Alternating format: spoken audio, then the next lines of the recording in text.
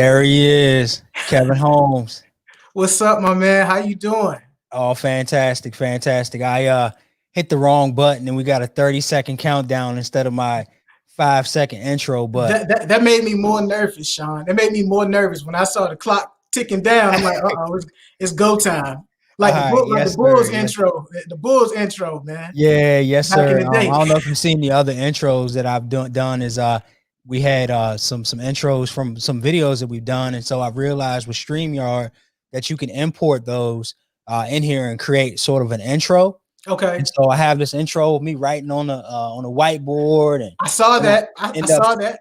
yeah, but I saw I don't know. the power pose. It Yeah, was a power pose, you made man. me nervous today, man, because I know I'm speaking to a mover and shaker. Stop it. So I'm blaming you for it. I Blaming you said, for he's legit for real. He has the power pose. it. And then I was like, man, like the offices, man, it was like all glass offices. I'm like, oh, he's serious. Fortis That's Mortgage funny, is man. serious.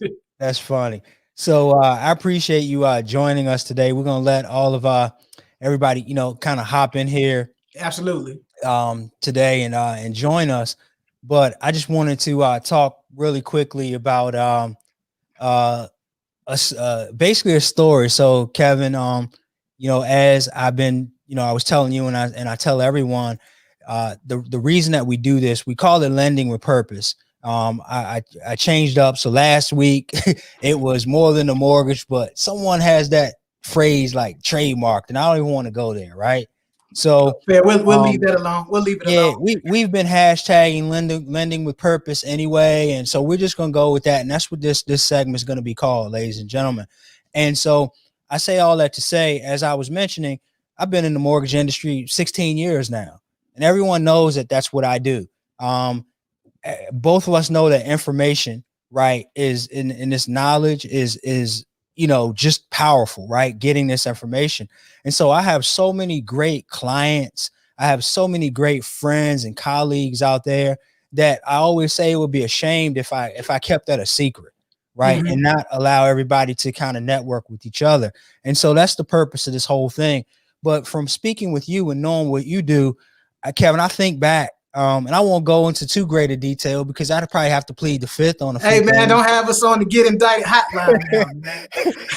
So I think back to summer '95, right? And that was after pretty much my first year at Mason, and I didn't want to go home, not because I didn't love my family, I didn't love my community, I didn't love the people around me.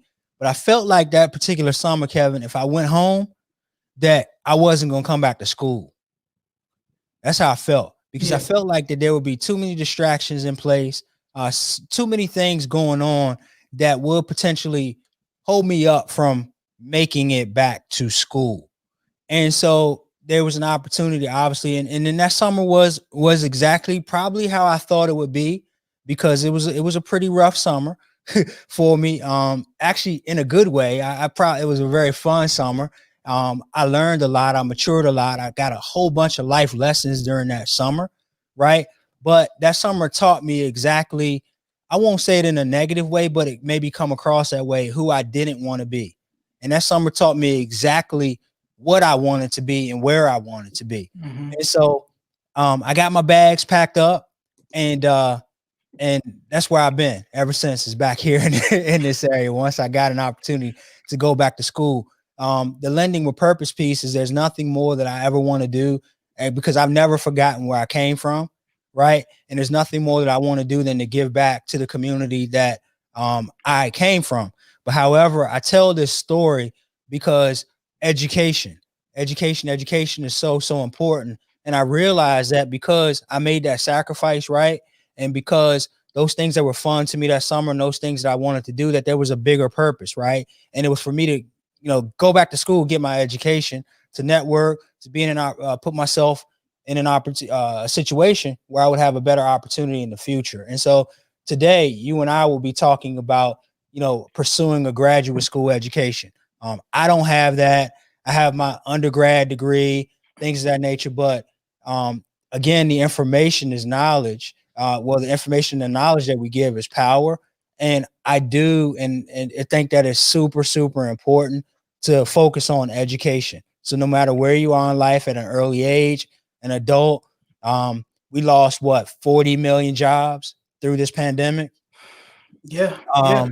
You know, 40 million jobs. And this particular thing is something that I really care about, and something that we've been talking about over the last, 9 months that we've been, sort of doing this live stream, is to find out how to help people and give them information to help move them forward. And so, again, I just want to, focus and harp on that education piece. So Kevin Holmes, I'm not going to introduce you. You have to introduce yourself. All right, You're all gonna do a right. much better job than I would. I'd just be like, "This is my boy Kevin," and we go back. Hey, that's it. That's it, man. but Hey, tell us, George Mason alum, man. George yeah, Mason alum. tell us who you are and what you do, man. Well, I think first and foremost, Shawn, at my core, I'm a coach, man. At my core, I'm a coach, because I really enjoy helping develop prospective students. I enjoy helping develop my teams. I enjoy helping develop my son. I enjoy also seeking coaching and guidance from others. You being part of my council. And that was one of the reasons I was really excited about coming on your show here today. So at the core, I think I'm a coach. I think, right? You are. You are. However, I've been in higher ed. I've been in the higher education industry approaching 20 years, believe it or not, man. 20 years, and it really was by chance. As you stated earlier, as a student at George Mason University as an undergraduate, it was the first of many for me, man. I was the first in my family to go to college, the first in my family to graduate, and with that terrain of being the first of many, I had to learn a lot by way of on-the-job training, OJT. And there was a lot of moments in my life, especially as an undergraduate student, where, man, I feel like I had to recreate the wheel at every turn when it was extremely unnecessary.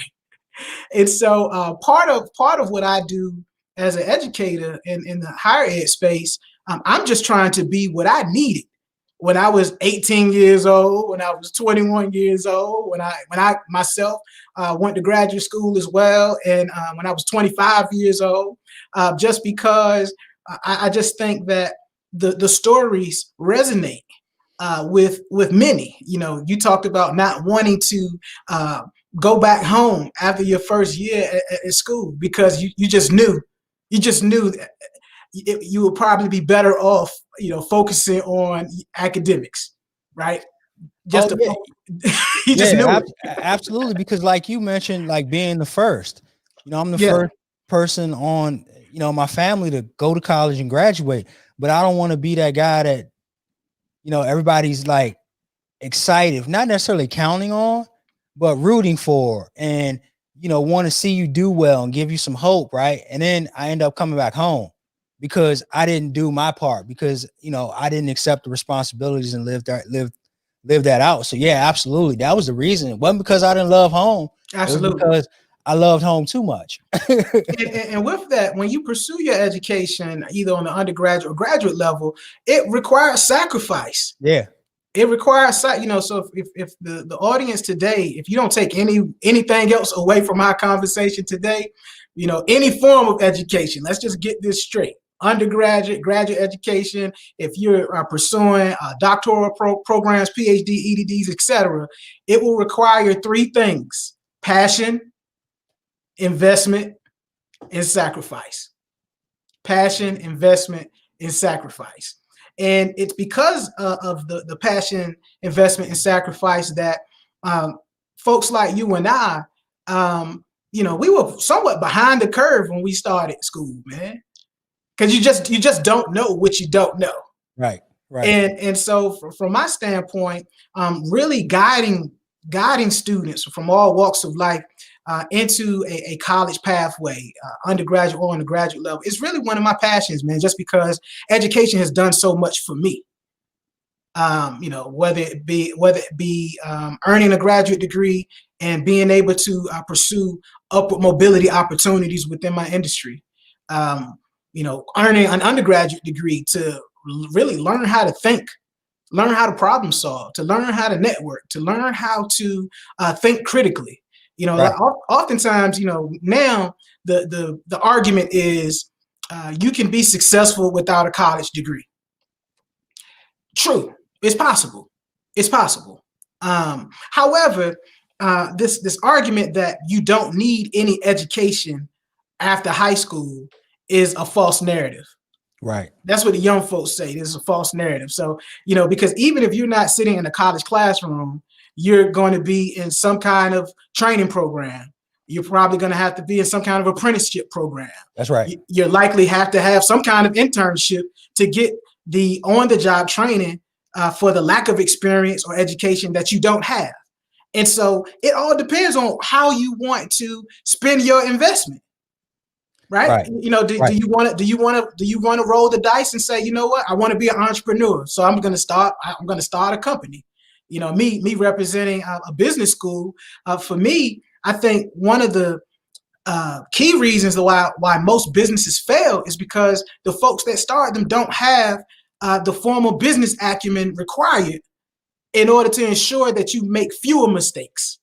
Right. Or you have education that will then, by way, save you time and expenses, because you won't have to recreate the wheel or invent the wheel. You will figure out ways to problem solve and think critically and ensure that you mitigate your risk and optimize your opportunities. But no one puts this in a book or puts this in a classroom to articulate and explain to us in that manner. So for me, I just think that a good friend of mine who's a pastor, he says, well, Kevin, everybody believes in something, whether it's your God, or their principle. Everybody believes in something. Right. And I think that when it comes to education, you have to make your investment and determine where you want your investment to go earlier on, or you're going to make more mistakes later down the road because you don't have a clear pathway.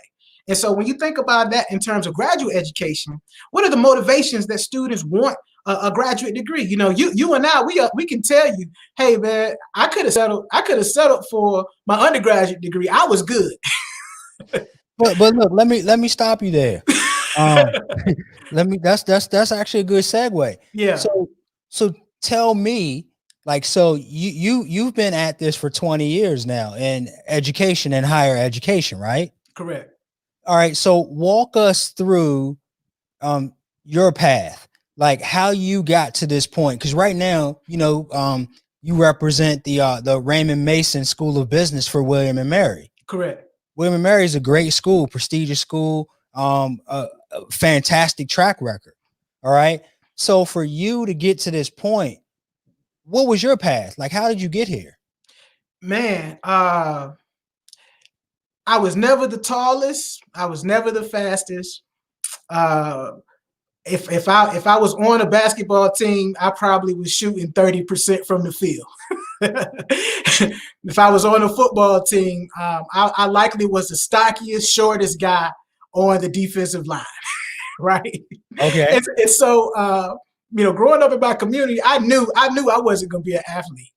My grandfather was a lineman for a power company in Virginia. And so, he used to drive the trucks and climb the poles and come home with like these calluses on his hands. And he would say, yeah, I'm tough, but you're not as tough as me, but you're going to be smarter than me. And so I kind of knew, like, the manual labor thing, that probably wasn't my cup of tea, man. Right. Especially if I had a manager like my grandfather. It just wasn't going to happen. It just wasn't going to happen, man. So I invested my time and energy and discipline into education early on, high school, middle school. And I had, my grandparents and my mother pushed me to really focus on the books. I guess they saw something in me early on in my childhood where, I was a quick learner. I was always intellectually curious. I asked tons of questions, and I was able to just identify with the information. And so when it came time to really think about college, man, it was a whole new world, because I'm from Southeast Hampton Roads, Chesapeake, Virginia, and so in that 757 area of Virginia, you have Norfolk State University, which is the hometown school for me, Old Dominion University, and even William and Mary that's across the water. And so I was familiar with the schools in that area, but I had no idea that, man, there are schools everywhere. There are schools everywhere focusing on everything with different kinds of campuses. And so as I kind of got into the college selection process, I sought out advice from guidance counselors, community-based organizations that specialize in like first-generation college students. And I was always a sponge for information because I didn't want to make a mistake. I was too scared to make a mistake. Right. And I think that I don't know if it was a detriment. What is it? FOMO, fear of missing out. Fear of missing out. And so I wanted to ensure that I had a good quality list of schools that I could attend, just in case something just didn't go my way, man. And by the grace of God, I ended up at George Mason University as a freshman.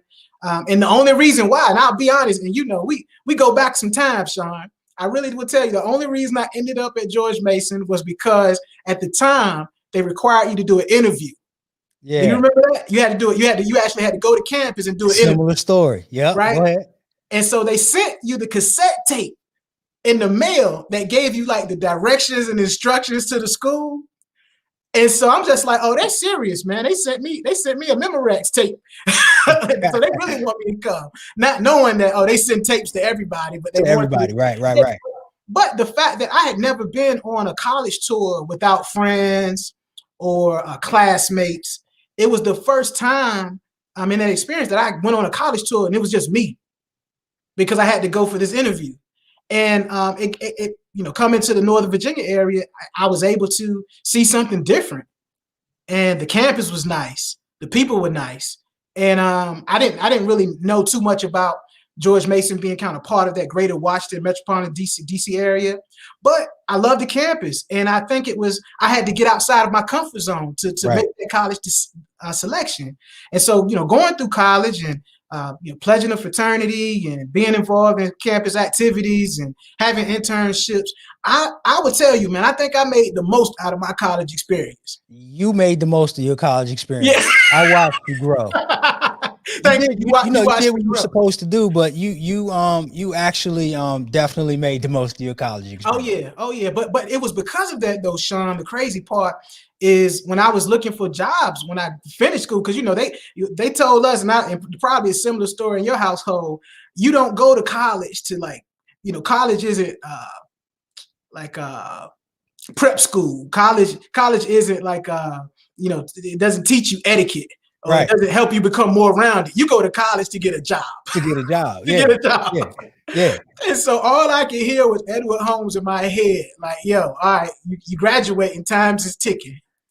And so, man, I didn't know what I wanted to do. I majored in business communications, and I had no clue what I was going to do when I graduated. And sure enough, man, there was a Washington Post classified ad. Now, this was a time when you're looking for a job, you had to read the paper.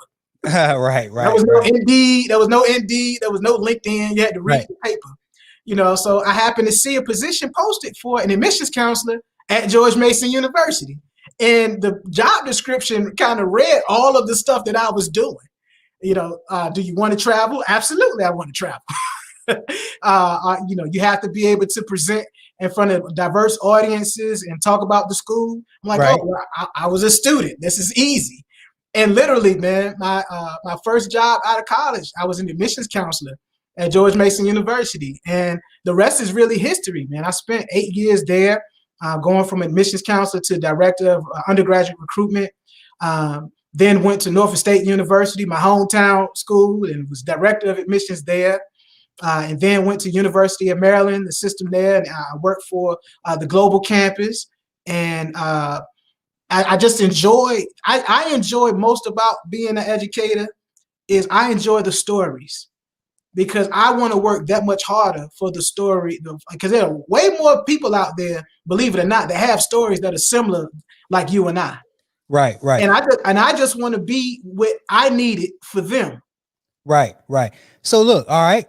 Thank you. You throwing me softballs because I have another segue in the transition, right? So I was listening to a Zoom, I think it was, or something you were doing with was it Poets and Quants? Correct. Yeah. Right. And then so it's congratulations too, by the way. It's my understanding that, you know, the William and Mary Business School is the top 20.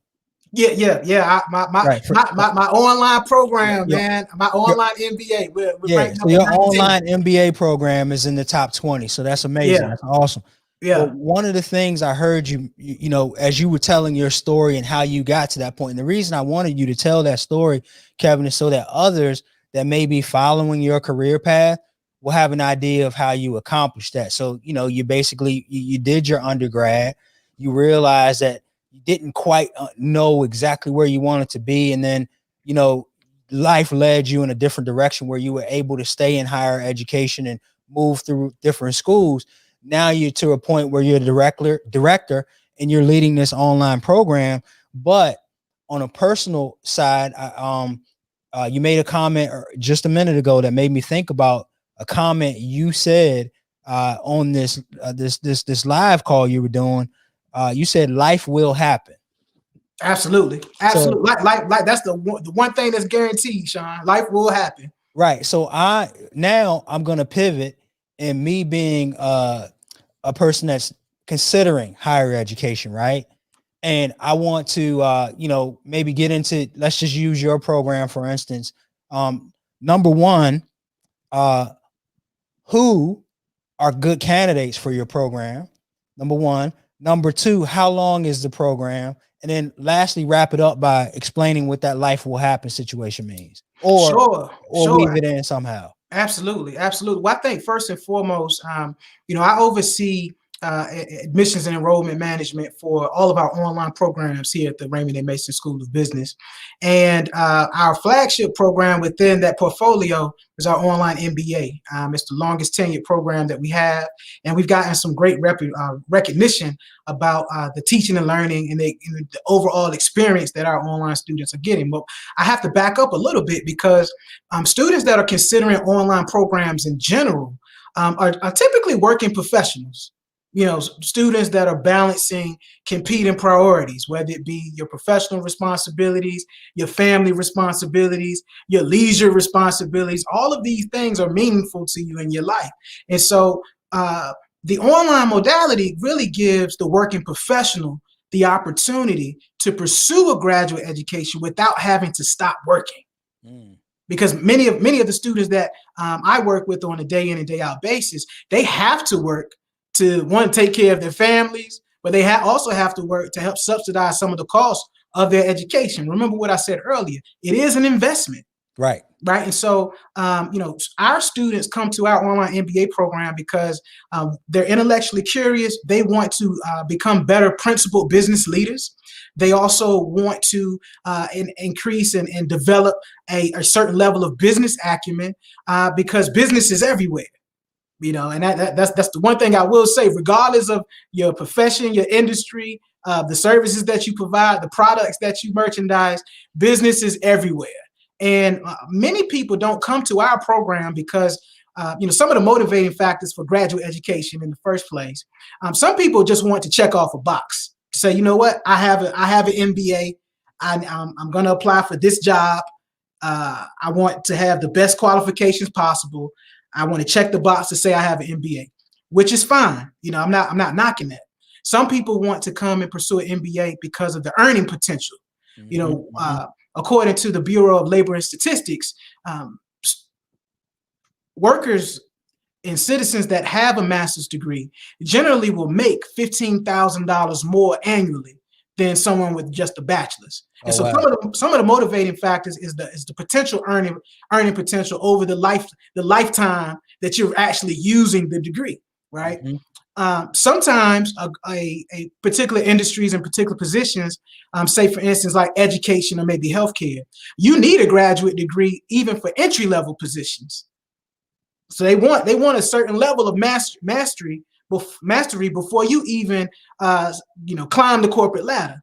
And then others are really just lifelong learners. And I would say here at William & Mary at the business school, most of our students that come in, they are lifelong learners. They want to enhance their business acumen, and they want to become whatever they are doing, they want to become better at it for their client, for their services. So for example, I have doctors in my program, and they're coming to our program because they want to be better administrators in the healthcare industry.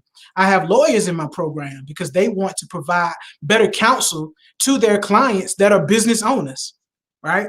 I have folks in my program, they are entrepreneurs like yourself.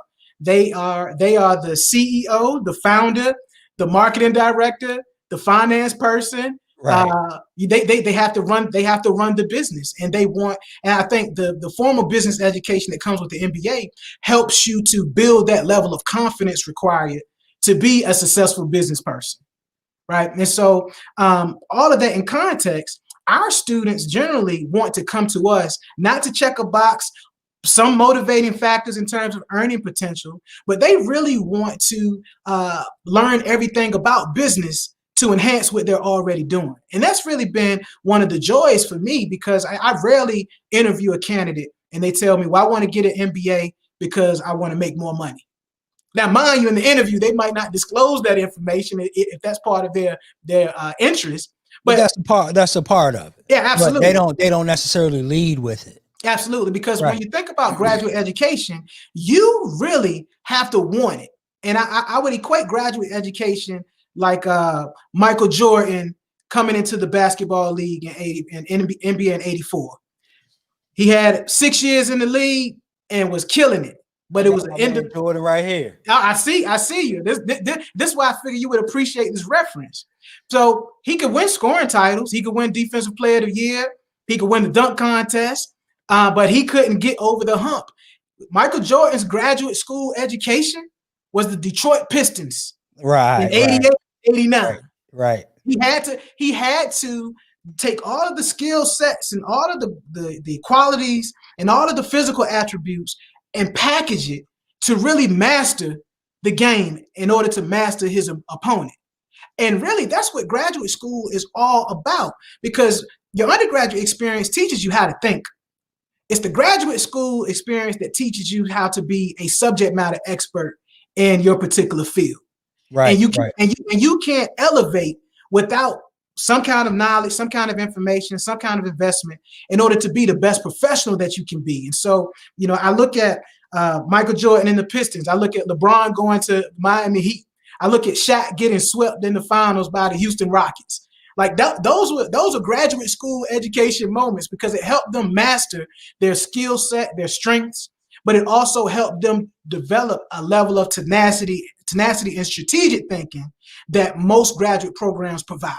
And our students want to become better thinkers here at the Raymond A. Mason School of Business. That's a great perspective. So do I need what is it, GMAT or the GMAT, GRE? Some programs are still requiring the GMAT and the GRE.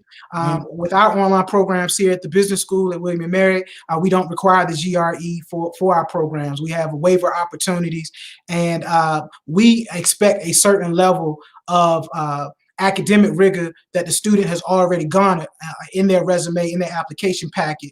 And so we don't have to rely on a standardized test, because we're looking at work experience.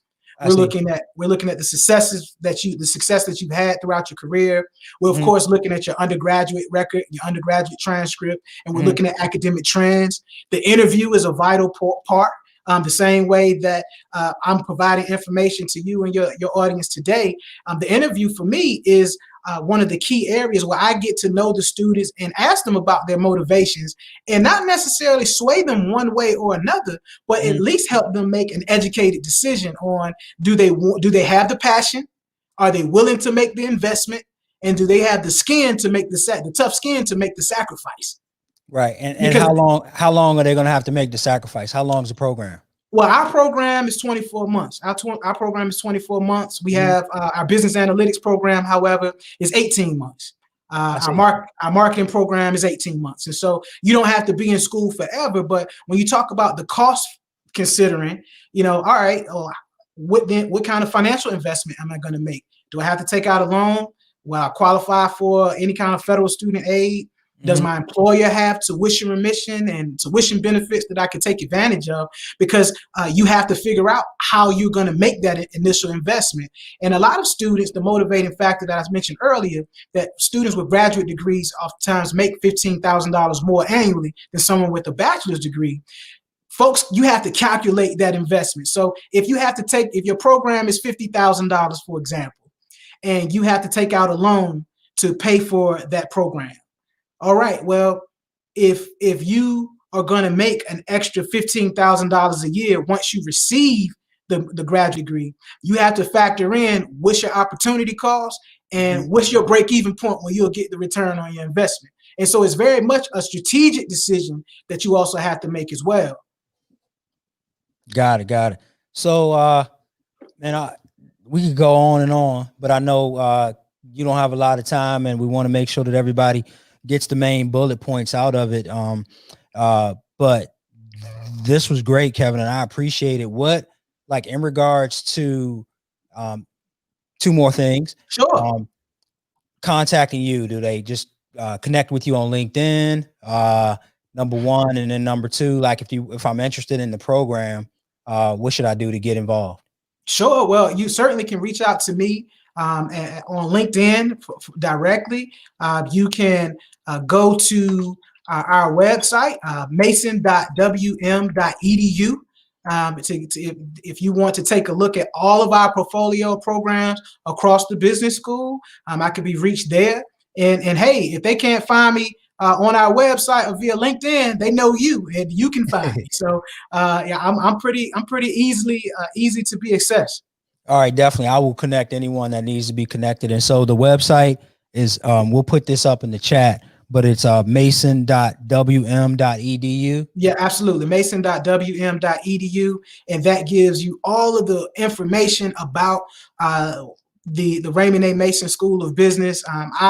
I'm so proud and happy to be a part of this business school. We have great leadership from our dean, Larry Pulley, all the way down to our associate deans. And then we really do have a group of professional colleagues that care about the student experience, and we want to ensure that students have the resources that they need to be successful. Because once again, we do understand that it is an investment. Hey man, that's amazing. Passion, investment, sacrifice. I kept writing that down. Passion, investment, sacrifice. And so I like to talk about three things for us: relationships, DNA, and plan.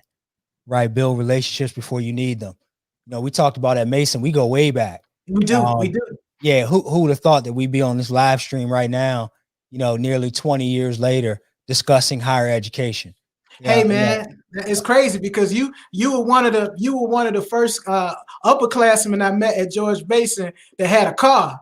And so I would hitch a ride with you and Alan to the parties, man, because I didn't have a car my first year. College night.